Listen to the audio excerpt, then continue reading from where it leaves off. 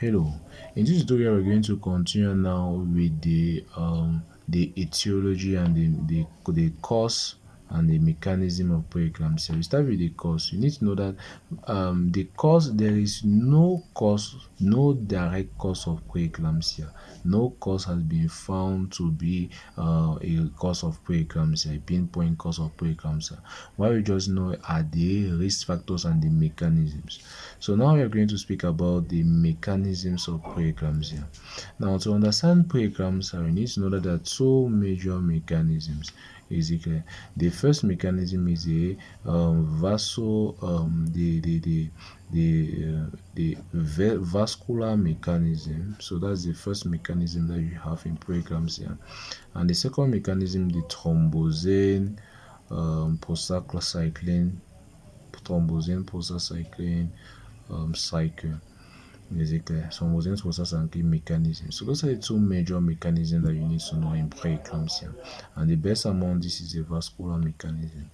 Now let's start with the vascular mechanism.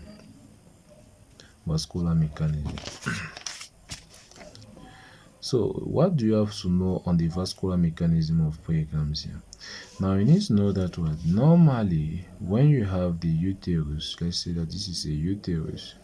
When you have a uterus, in the uterus you're going to have the endometrium, basically, and that endometrium is made up of the stratum functionalis, basically. Now that stratum functionalis, which is the superficial layer of the endometrium, is the one that is supposed to where the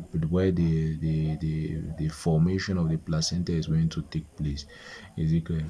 You need to know that at the beginning of the pregnancy, we have cells called the syncytiotrophoblasts.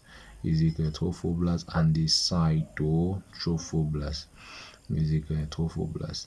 Now the syncytiotrophoblasts are the one that are going to move, they are going to migrate. Is it clear? They are going to migrate such that you have the vascularization of the fetus. For the vascularization of the embryo, the syncytiotrophoblasts are the one that involved with the migration of these cells and the vascularization of the embryo. Now the cytotrophoblast is going to be a layer that is going to overlie the layer that overlies the embryo. Is going to be the cytotrophoblast. That gestational sac is going to be produced by this. Basically, now you need to know that eclampsia is going to result when there is an abnormal vascularization of the syncytiotrophoblasts. That's why it's called a vascular mechanism. Now, how does this abnormal vascularization occur? When there is an abnormal vascularization, basically, what happens is that the blood vessels are normally supposed to perfuse at the level of the vascular beds for it to go down to the umbilical veins for perfusion of the child. But when there is abnormal vascularization, what happens is that there is going to be a local inflammatory response. Basically, you're going to have a local inflammatory response. Basically, and that local inflammatory response is associated with the production of cytokines.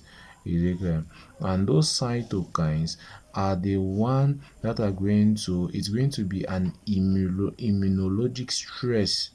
Basically, you're going to have an immunologic stress that is going to increase the blood pressure. Basically, generally, it's very rare. The two major mechanisms via which we have an increase in blood pressure. Generally, the two mechanisms by which we have an increase in blood pressure is either by the sympathetic mechanism. We can have an increase in blood pressure by the sympathetic mechanism, and we can have also an increase in blood pressure also by the cortical mechanism, the cortisol mechanism, or the glucocorticoid mechanism. I also have an increase in blood pressure by the RAS system activation.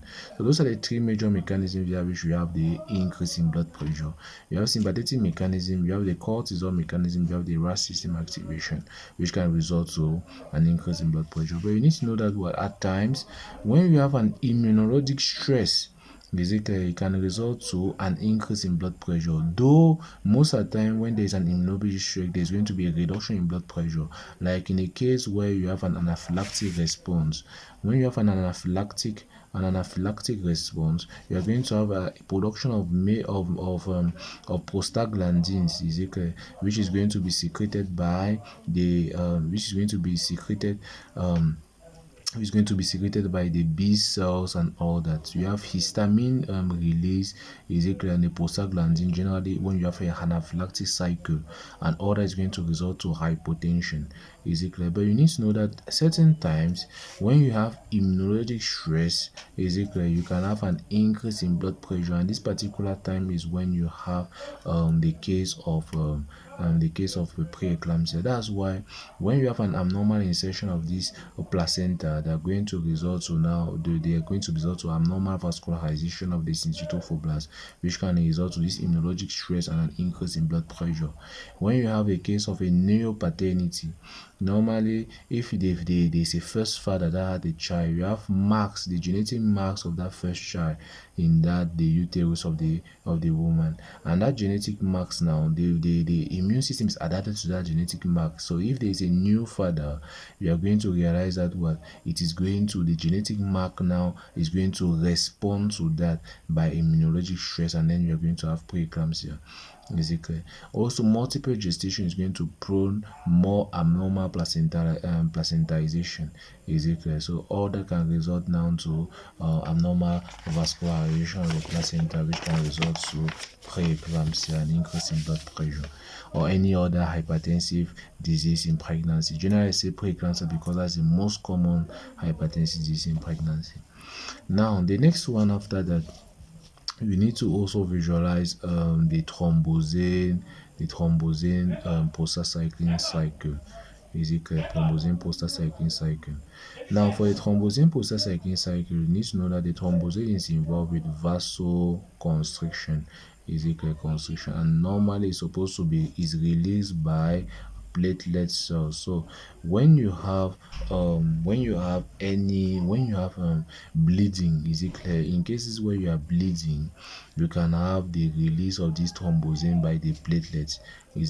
And similarly, prostacyclin now is one which is instead involved with the vasodilation, and it is instead released by the endothelial cells, and other blood cells inside the other blood cells like white blood cells. We have prostacyclin that is released by them.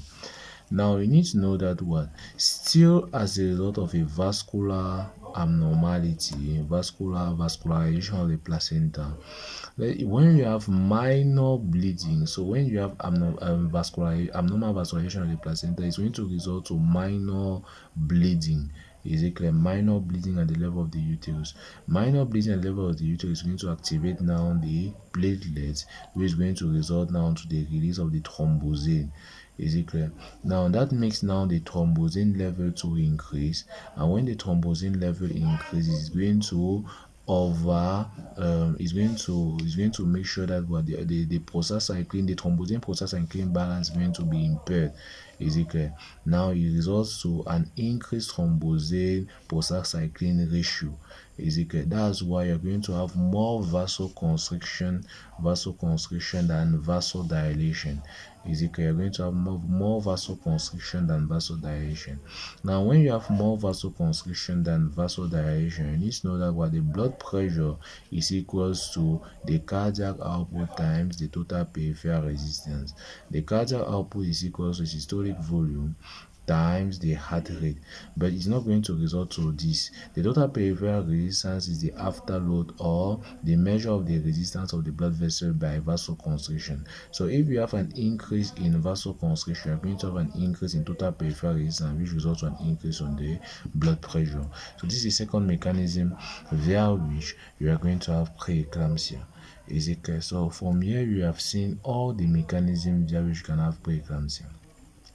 So after speaking about the mechanism of the preeclampsia, we now go down to the pathophysiology of preeclampsia. Now, to explain the pathophysiology of preeclampsia, we need to come back first to your history and your physical examination.